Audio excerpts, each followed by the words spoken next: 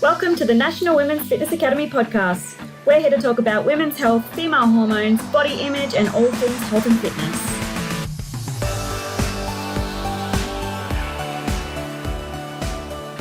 Hello, girls, and welcome back to another episode of the Women's Fitness Academy's podcast. I'm your host, Siggy, one of the WFA's educators and a women's online coach. I have a great podcast for you today. You're going to have to listen to this from the start till the end. I'm joined today by Alice Jane, who is a WBFF pro and an online coach who specializes in helping women achieve results within their health and fitness through tailored online coaching programs. Alice, thank you so much for joining me today. Hello, thank you so much for having me. I'm very excited to have a chat with you today. Me too. So for those who don't know you, can you please explain to them how specifically you're helping your clients these days to, achieve their health and fitness goals?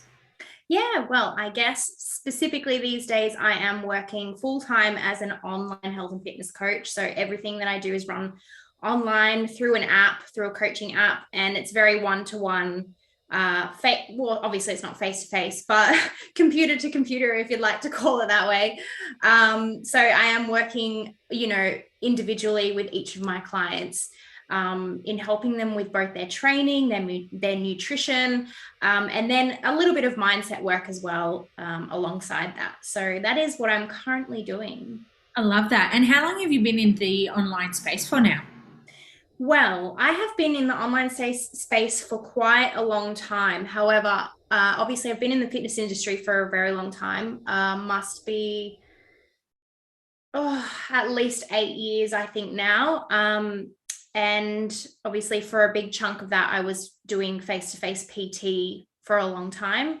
And for probably half of that time, maybe 5 or so years or 4 years, I have been running face-to-face PT as well as online coaching, sort of 50-50, I guess. So I was sort of doing a little bit of both for a very long time. And then it wasn't until I think 2.5 years ago now that I just made the jump full-time online. So I just went all in. I do have to say I do miss one-to-one PT. It's a completely different job, I think, but I do miss that. But of course, I really love being able to work online full-time as well. So It's so funny that you mentioned how you miss doing the face-to-face aspect of coaching, because I've come across that many, many times with my coaching. However, there is some form of more flexibility now for you with the online coaching. Is that right? Oh, absolutely. Yeah. As you know, I've been traveling around a lot the last couple of years, and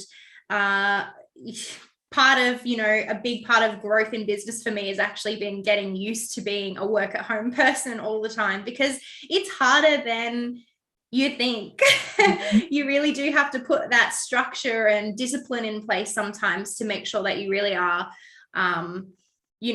utilizing your time well. And then not only that, actually being able to separate your home and your work life as well. So definitely been a journey so far, being online full time for a couple of years. But it's definitely given me a lot of flexibility, I think, in my lifestyle, which you can't complain.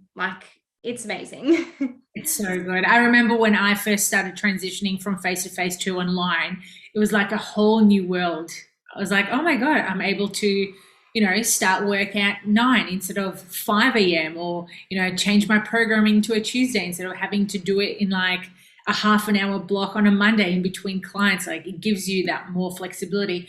But I love the fact that you also mentioned how you have to be very disciplined and structured towards that, because there's been many times that I've come across with my diary and it would just look so chaotic that you just have to really navigate what days you're going to do what to take out any confusion or, I guess, the laziness out of it. Definitely, yes. That's something that I've been getting better at, I think, as I go. But yeah, structuring your day and structuring your business as a whole really, really well is definitely something that I've had to get better at since converting from PT. Yeah. What changes have you made to make it a little bit better? I guess daily, one of the big things that I've been working on most recently is actually my morning routines. So I am an early person, and I'm sure you are too if you've been PT, right? Because you've got to get up and you've got to get that first client started. I think our gym used to open at 5:30, so I was in the door and ready to rock by 5:30 every morning. So, getting up early is just something you get used to over time anyway. But also, I guess when you're getting up early and you don't actually have to be somewhere, it's really helpful to have that structure in place in the morning to set you up for a productive day, I guess, and I even chat to my own clients about this as well when it comes to just getting in your workout or getting in whatever you need to do in the morning before you get to work. It's so easy to just get caught like scrolling on your phone, or I don't know, just doing stuff you don't really need to do. And if you start the day like that, I find it really hard to kind of just feel like I'm on a roll for the day and I'm really like ticking things off. So for me at the moment, I've definitely been trying to create a really good morning routine, and have my lists. I'm a list person, making sure I've got my list written out for the day. So I'm very clear on what I need to do for the day, because I'm sure you might also understand, like, part of running an online coaching business, like there is so much more to it than just client check-ins. Like, you've got social media, you've got content creation, you've got creating programs, you've got check-ins, updates in the app. Like, I also do, educational videos for my clients where I can as well. So there's all these little things that go into it. And so you really, like you said, want to structure them, what day you're doing what, really. Otherwise it feels like a blur, like it can get quite overwhelming. Yeah, I can totally relate to that. And I'm really glad that we're on the topic of this, because a perfect example is I didn't structure this week accordingly. So this morning, I woke up feeling really flustered because I woke up half an hour late. So I was half an hour late to my workout, and then got home, did a bit of content, but then I had client calls. Now I'm on a podcast, but then I'm writing content later this afternoon. And I don't usually do that. And when when it fits into one day, it just feels like too much. It gets way too overwhelming. And I love the fact that you mentioned how you're prioritizing your morning routine now to set yourself for the day, which is so important. Yeah, I think one of the biggest things in that for me as well, personally, and I'm sure so many other people can relate, even who are working, at work, or if they work from home, but it's definitely scheduling that you time as well, like something for yourself, because it's so easy for me. And I have got into, ruts in the past where I haven't done enough of that, and you end up kind of waking up and it's so easy to just dive straight in for the day. And because you're at home, you end up doing like 12, 14-hour days before you even realize. And it's only so long that you can kind of do that for before you start ending up feeling really wired, or I guess what we kind of call it these days, you run into a burnout situation, right? So I guess every day for me, scheduling some kind of me time is something that I'm getting better at. I would say I'm not a pro at it yet, but it's something that I'm definitely trying to spend more time doing, because the days just feel like they go so fast, Yeah. Like, you think of a typical work day, it's supposed to be 9 till 5. Normally I wake up at 5 and I'm already 2-3 hours into that before a typical work day begins. And still some days I'm like, oh, like I haven't done enough today, or I just need to keep doing more. And it's like, well, actually, you've done a lot today. Like, you can schedule an hour in there to do, reading, or go for a walk, or listen to a podcast, or just something to give back to yourself, I guess. So Yeah, it's so important. It's funny that you mentioned that, because we tend to wake up really early to get either a morning routine done or get those tasks done for the day. But then by the end of the day, you feel as if you need to get more. Now, I don't know if it's because we're coaches or business owners, But I find that because of doing this type of role, we're always trying to find something else to do. Totally. The list does not end. Yes. There's always something you can do. So I think, yeah, with that in mind, that is why it's so damn important. I really, really feel it's important to prioritize yourself and that kind of self-love, I guess you would call it. I don't know. Do you have another word for it? I think that's what I think you nailed it before, like you time. You time, yeah. So definitely something that I'm trying to do. And I find early in the morning is a good time.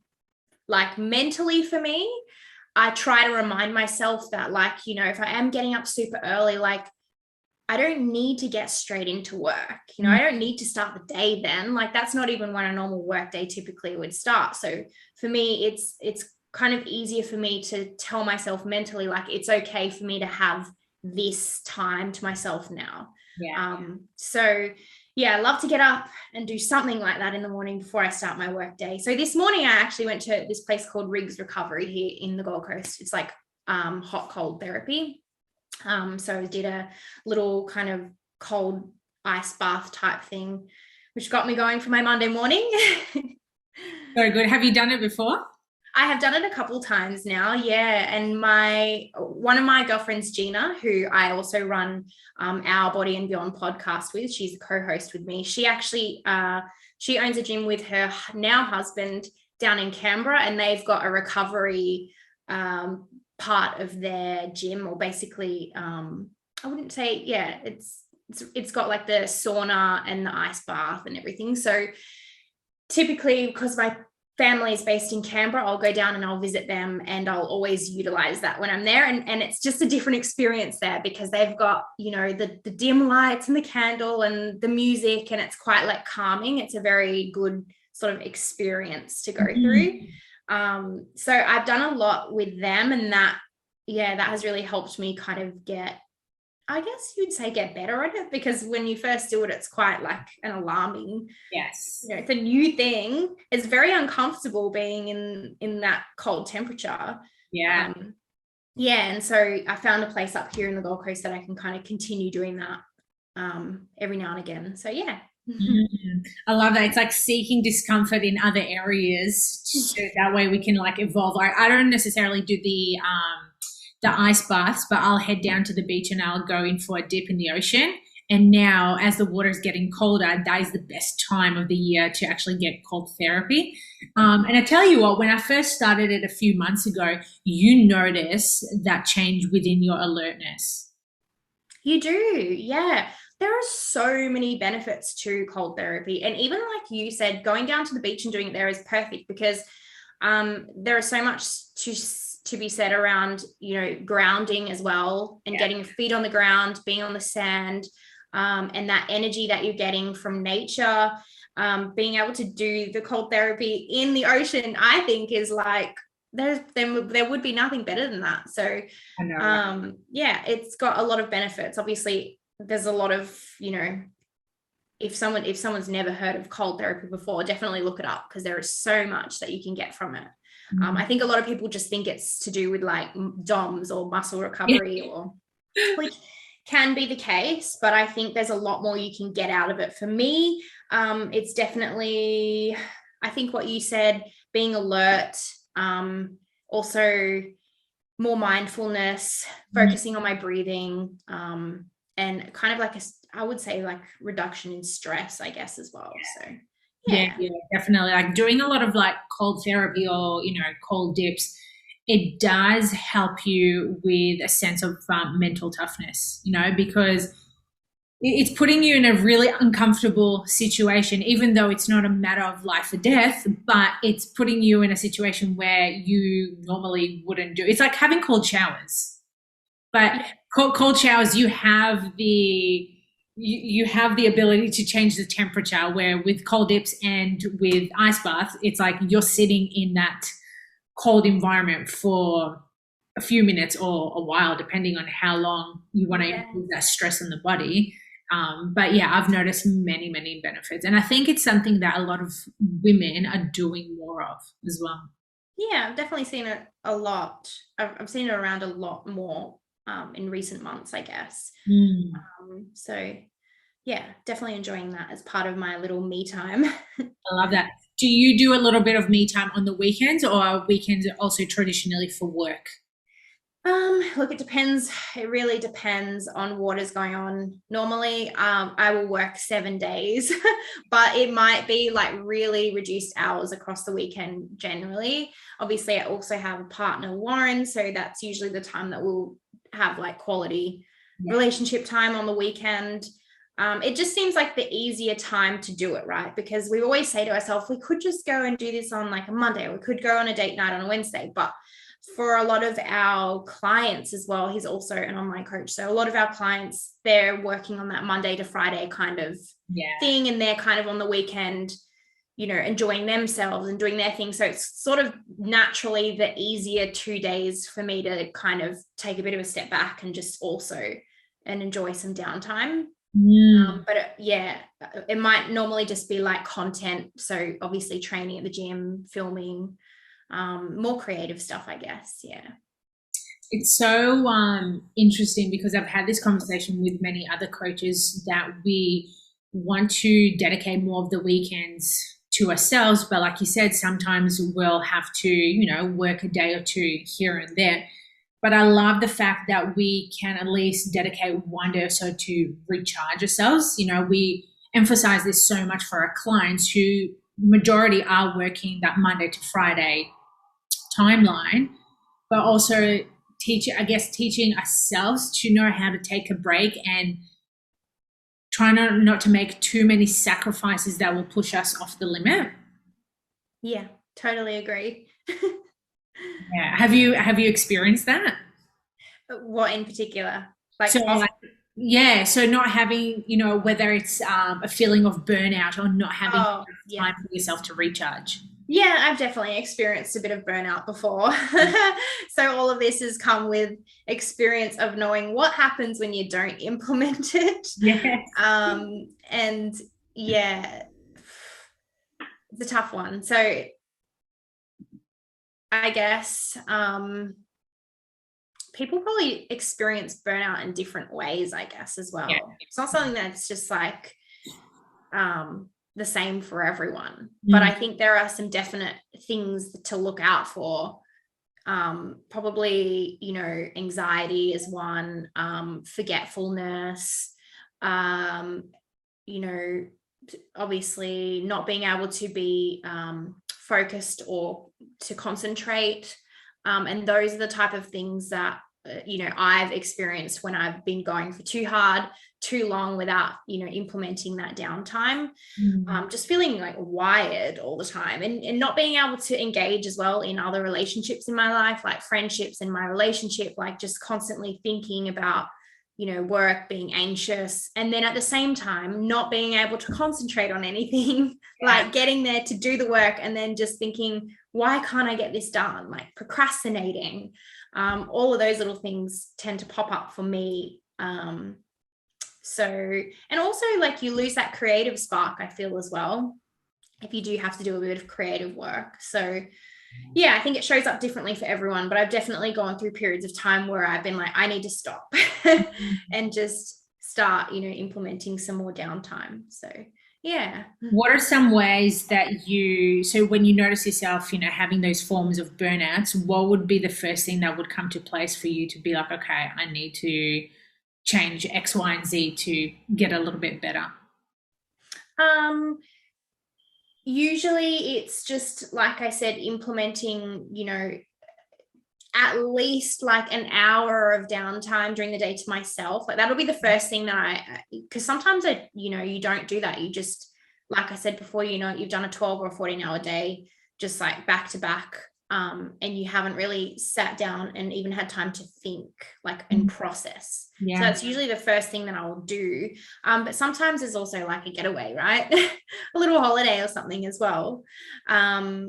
Yeah, for me though, the one thing that really kind of goes downhill if I don't is definitely concentration and focus and procrastination. I'm a big procrastinator. So yeah, if I implement, you know, and I do plan out my days right. I definitely get more done.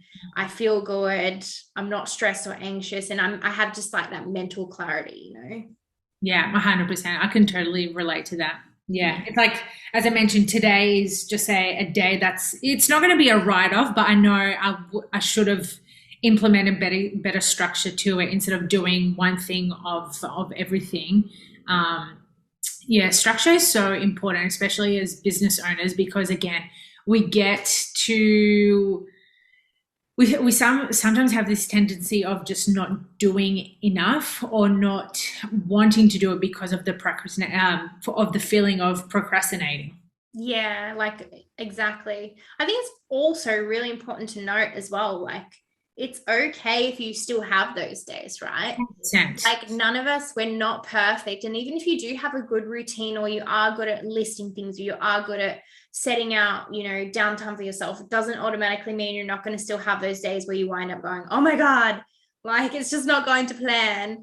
It definitely still happens to me. And I'm sure, like you just said, you're having one of those days today. So Yeah, totally. yeah, totally normal and totally okay if you do feel that way. But obviously, yeah, I guess it's just about one, you know, realizing that and then trying your best to kind of implement the steps that you personally need to get around it, because everyone's going to need something a little different when it comes to you know, prioritizing certain things, and also like your downtime or you time as well. So Yeah, totally. And you know, for most of our listeners, they're women, and for us to be seen a little bit more, your moods are going to change on a daily basis. It's not going to be like, oh, cool, like the whole week is going to be standard. It's like, no, maybe Monday is going to be a really good day, but then you wake up Tuesday and you're like, I don't want to speak to anyone. I have, you know, wanting to take a mental health day, or you're on your period. Like, oh my God, I don't know about you, Alice, but lately I've noticed that I've been rescheduling my diary around my menstrual cycle. So on the week of my period or a few days before, I will minimize the amount of work that I need to do, either pull it back to the week prior or push it forward after I get my period, because during that time, there's nothing worse than you being so busy and feeling so heavy as well. Oh yeah, so true. You know what? I read a book called In the Flow by Elisa Vitti. Have you heard that one or read that? No, one? I haven't. Okay, it's great. Actually, I'll show you the cover because it's right here. There you go. Awesome. But this is the first kind of book that I read. It's a 28-day plan working with your monthly cycle, right? So it's all about your period. But I got some really mind-blowing things from this book. Because, you know, for a long time I was kind of just, I would sort of sometimes schedule my training around like just, I guess, automatically, I guess, or subconsciously I would schedule, you know, how hard I'm going to train on days depending on how I'm feeling with my cycle, or, you know, coming into the end of my period, you know, I'd always kind of gear myself up thinking this is it, like these next 2 weeks is my big weeks, like this is where I'm going to push hard for PBs. Like you just kind of do that. But there's so much more on another level that I've learned through that book on social aspects of things. And like you said, planning your business meetings and everything around how you're actually going to feel, because you do have those days where you wake up and you're like, I can't deal with the world today. Yeah, totally. And that's so normal. I think I sometimes still get surprised where I wake up some days, I'm like, what is wrong with me? Why do I feel like this? And I'm like, hang on a second, like this is so normal. So I think your cycle and learning to live around that is also such a handy tool for us to have as females, right? Yeah, totally. It's something that a lot of us need to embrace a little bit more. It's, you know, as a teenager, I used to hate getting my period. I would try and skip it as much as possible, and hence why I went on the pill as well. That's another story for another day. But now you look at your menstrual cycle and you're like, fuck, I was gifted this for a reason. Mm-hmm. So instead of, you know, feeling sorry for yourself, it's just like, cool, how can I make it a little bit better? Or if you do have those off days, take it on board and then remind yourself that it's only temporary. It's not a forever thing. And how you're feeling right now may change the day after. Exactly. And it's also not always a bad thing, right? Like you will feel certain ways that often we can think this is shit. Like, why do we have to feel like this? But if you look more into it and dig more into it and start tracking a little more, you'll realize that sometimes those days have, you might be better at certain things around that time of your cycle. So if you really want to get in and utilize that and plan specific, to do things on those certain times, then I think it can really work for us. Yeah. Yeah, 100%. Totally agree with that. Regarding, we're talking about menstrual cycle, so we might as well dive into the nutrition side of things. When you're menstruating, do you change your nutrition or do you keep it usually the same? Well, I guess it's a complex question, right? Because my nutrition changes all the time as is. It depends. It depends whether I'm, prepping for a show or a comp. And then it depends if I'm just in a maintenance phase where I'm not really tracking. But I like to remind my clients because, it is quite evident that, that week leading into your period, often you're going to feel more hungry. And a lot of people will just put it down to, I'm just like, that's just the day I crave chocolate, so I must eat chocolate. That's the typical thing, right? Like, I just need chocolate on those days. But I think it's a little deeper than that, in that your body is going to be burning more calories on those days as those hormone changes happen. So it's not just I feel shit, I want to reach for chocolate emotional type thing, but there's a lot more in that you probably just need to eat more calories, beef up your lunch, add some more rice in, get some more carbs into your day. And often that can actually help with those cravings, obviously, because you're actually fueling your body with the amount of food that it needs, right? So for me, definitely, if I'm leading into my period and I'm feeling hungry, and I'm just on a maintenance phase, I just eat more. Like, and I know that my body needs that. And, it's good at giving us these kind of smart cues, right? So obviously during comp prep, it's a little different. You're in comp prep right now.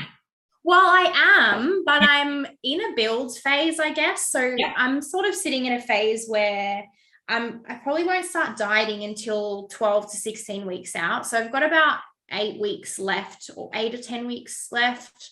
I don't even know what week I'm at, but it's somewhere between 8 to 10 weeks. Really, in this phase of my comp prep, I am hitting a minimum target for my calories. So I've got to get in my protein, my carbs, and my fats. And then if I want to eat more, I eat more. Generally, I don't feel like I need to, because I'm quite full with what I'm eating. But like you said, if I'm leading into my period and I am more hungry, then at least, I just eat more. It's pretty simple, as long as I'm hitting those targets. If I'm comp prepping, however, usually I'm just, it is what it is. I'm hungry those weeks, but you know what? The thing is, you can adapt it if you want. Like, you could do, 2 higher weeks of more lower calorie deficit weeks if you know that you're going to want to eat more during that week, and then just boost that week up. Like, there's so many ways you can do it, really. I love that. It's not the standard nutrition how it was like 10 years ago, when you just follow a certain diet and that's it. Like, now obviously there's so much advanced research, and from experience we already know how we'll be able to manipulate it a little bit better. And I'm glad you mentioned that, because back to the years where I competed, it was literally, hey, you have to follow this structure and that's it. And if you don't follow it, you're not doing it good enough. Oh my gosh, I know. The first time I ever competed, which was like 8 years ago, I think I was like 20 or 21. It was that. It was like, this is your diet and you're going to follow this for 12 weeks. There will be no meal swaps. There will be no, can I have this instead of this? It's just like, that is it. And we just keep dropping the measurements every week until you get in. It was so old school. Yeah. Of course, I was quite new to the industry then too. So this was all new to me. And gosh, I look back at that now and I'm like, wow, that was a lot harder than it needed to be. I know, but isn't that funny? But we still pushed through it. We did it. We may have suffered inside and we may have cried to our coaches at the time, but we've overcame it. Now we've learned how not to do it. We're teaching our clients to do it completely different, to give them more of that flexibility, not just, I guess it is more mentally like not having that restriction around food. I think it's so much to do with mental side of things, I think. Yeah. Obviously health is, super important, but a diet is a diet, and comp prepping is comp prepping, and you've got to get to a certain, whatever it is that you're trying to get to stage. And so it's trying to figure out how to get there while staying in a good mindset more than anything, because you're going to get that lean anyway. Whatever you do, you could do it, a bigger deficit and get there faster and then have to hold it for longer, or you could do it slow and steady. I don't know. There's so many ways you could do it. But at the end of the day, you got to go mostly around, I think, what you can cope with mentally, because mentally, that is the hardest thing about comp prep. Physically, anyone could probably do it, but mentally, definitely not everyone's cup of tea. Yeah, completely agree with that. What does comp prep look like for you right now? I know we mentioned we're like in that building phase. How's that going? Like, did you set a certain goal around this, like to put on a certain amount of muscle or size? Yeah, look, I only just got a DEXA scan done this week. I'm kicking myself that I didn't get it done earlier, because I did want to see how much muscle mass I could put on this year, I guess, because I've done 2 comp preps that have been cancelled due to COVID 2 years in a row. So I kind of half did it and then had to come back out of it again. So I feel like I lost a little bit of time there, because obviously the building part is what takes the longest amount of time. You can't just build for like 8 weeks and expect to see any change. And as soon as you start bringing those calories down into a deficit, especially when you are more at a more advanced level, oh gosh, it's so hard to gain any muscle, really. You really want to be at maintenance or a surplus, I think, for as long as you can, right? So for me, I actually had to fit into my girlfriend. She just got married, Gina. I was just mentioning her earlier. She got married last week. So I had to fit into a bridesmaid dress. Yeah. And so therefore, I just maintained basically up until that point. From the start of the year, I was just maintaining, keeping a steady weight so I could fit into the dress, obviously. So now that that's done, I've literally got between now and cut down to really ramp it up and like go as hard as I can with my nutrition, just really fuel my body so I can basically be 100% on point for every single session between now and cut down phase. That is the goal. How much muscle I'm going to gain, I guess I'll find out in a DEXA scan. I'm not really sure. I love that. It's so refreshing to chat about these things, because now, or over the last few years, we are stopping that whole taboo of, women being bulky, of lifting weights. And I'm glad that you also mentioned that the further you are within your experience or within comp prep or whatever it is you're training, it's going to take you longer to gain that muscle and see that physique. And that's something that a lot of women need to understand.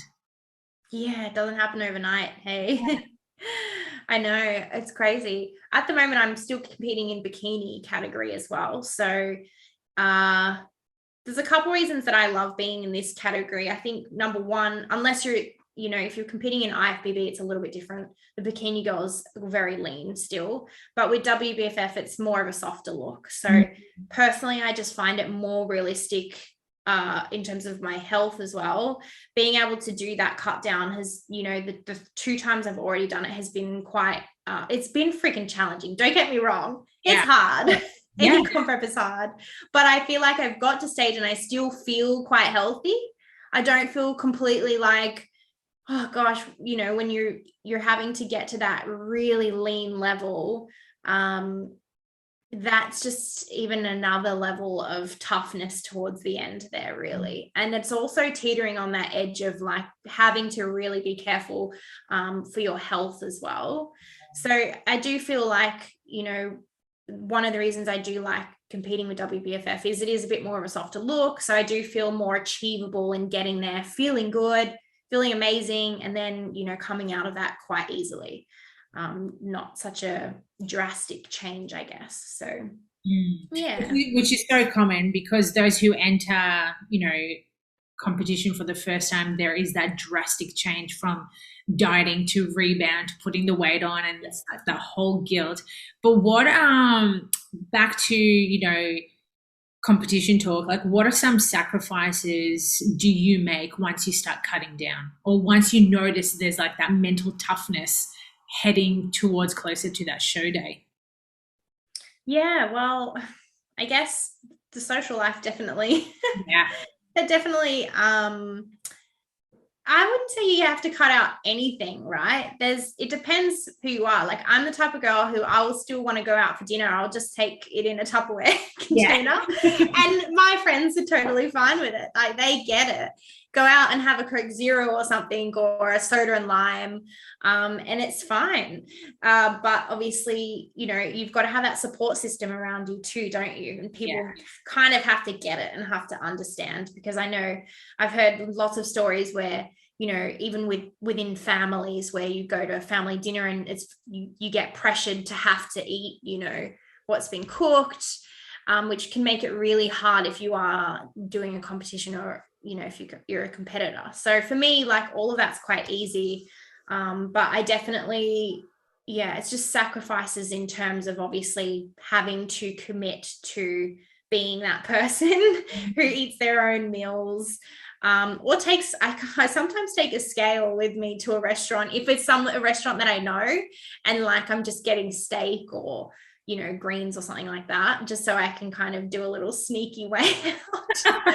But it gets quite intense, I mean, the normal or the person who doesn't compete would think it's probably just crazy to have to do that. But when you're a competitor, nothing's crazy. It just Well, yeah, exactly. When you're an athlete and you're a sportswoman, you do take it to the next level.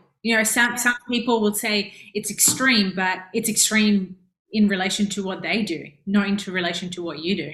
Exactly. Yeah. And I guess it's just everything needs to line up. You've got to sacrifice anything that's going to interfere with getting in your training, getting in your cardio. It all has to come first. So if you think about your daily job, right, for most people, that's the priority over going to the gym. So they'll wake up and be like, oh, I didn't get to go to the gym today.